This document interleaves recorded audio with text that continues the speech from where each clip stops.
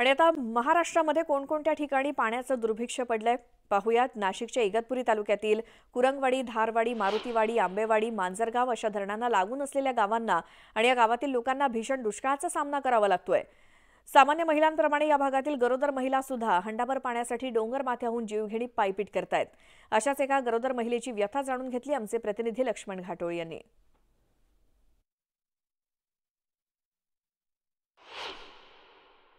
भावली धरणाच्या परिसरामध्ये असलेल्या गावांमध्ये आता आपण आहोत। एक महिला आपल्याला या दृश्यांमध्ये दिसतीये। खरं तर ही महिला या घाट माथ्यांवरतून अर्थात या धसावरनं डोंगरावर चढते। हंडाभर पाण्यासाठी ही महिला अशा पद्धतीने कसरत करते। या महिलेला दाखवण्याचं कारण हे आहे की ही महिला गरोदर आहे आणि गरोदर असताना देखील या महिलेला डोक्यावरती अशा पद्धतीचा हंडा घेऊन वरती चढावं लागतं। डोंगरावर खरं तर चढायचं नसतं, जड वस्तू उचलायच्या नाही अशा प्रकारचं डॉक्टरांकडून त्यांना सांगितलं जातं। मात्र असं असताना देखील या महिला ज्या आहेत त्या आपल्या हंडाभर पाण्यासाठी डोंगरावर चढतात। आपण त्याच्याशी बोलूया। ताई, तुम्ही गरोदर आहात, कितवा महिना आहे तुम्हाला? 9 महिने लागेल। 9वा महिना आहे। मग तुम्ही 9वा महिना असताना कसं काय एवढं हंडा घेऊन येत आहे? तसं चढायला लागतं आम्हाला, आता पाणी नाही म्हणजे चढायच लागेल ना। तुम्हाला डॉक्टरांनी काही सांगितलं नव्हतं का?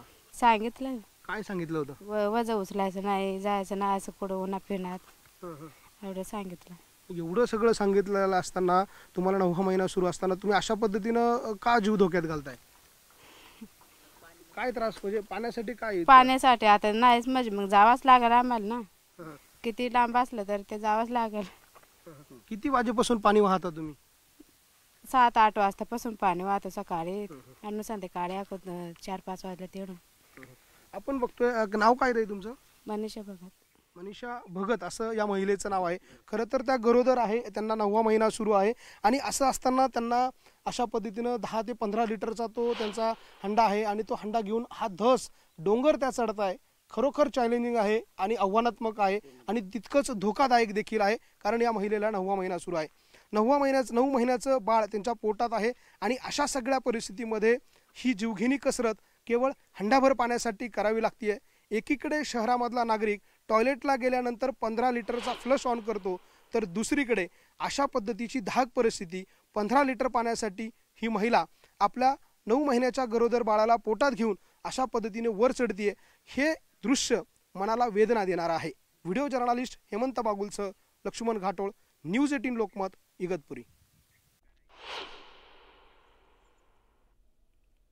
तर जालना जिल्ह्यात सुद्धा भीषण पाणी टंचाई निर्माण झाली आहे। ग्रामीण भागामध्ये पाणी टंचाईच्या झळा सोसाव्या लागतायत। जनावरांच्या पाण्याची सोय करणं अवघड झालंय। अशातच सुकापुरीच्या शेतकऱ्यानं जनावरांसाठी पाणपोई सुरू केली आहे आणि या अनोख्या पाणपोईवरून माहिती देत आहेत आमचे प्रतिनिधी सिद्धार्थ गोदाम।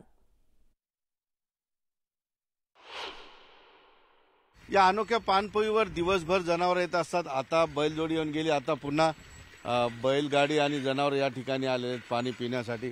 इथं आसपासच्या आता माहिती आहे आपल्याला की मान्सून पूर्व शेतीचे कामं सुरू आहेत, त्यामुळे तहानलेले जनावर या ठिकाणी येतात आणि त्यांना पिण्याच्या पाण्याची सोय जी आहे केलेली आहे। शेतकरी आलेले आहेत। दादा, किती या पाणपोईचा कसा फायदा होतो जनावरांसाठी? 2-3 गावातले जनावर पाणी पिण्यासाठी इथं येतात। तुमची जनावर आणता इथं रोज? हो, रोज आणतो। पण कशी सोय आहे? गावात तर पाण्याची सोय नाही। इथं सोय आहे पाण्याची पूर्ण। मग काय पैसे वगैरे घेतात? नाही, कोणाकडून पैसे नाही घेत, काही नाही, फुकट पाणी पाजतो आम्ही। हो। तुमचे किती जनावर आहेत इथं? आमच्या इथं 6 जनावर रोज इथंच पाणी डेली येतात। मग गावात पाणी नाही तुमच्या? नाही, गावामध्ये पाणी टंचाई। हो, मग ठीक आहे। आता त्यांना कशाला जास्त वेळ ठेवता, तुम्ही पाजवा पाणी। बघितलं आपण की 24 तास ही पाणपोई आहे। रात्री असेल दिवसा असेल सतत या ठिकाणी जनावरांना पाणी पाजलं जातं।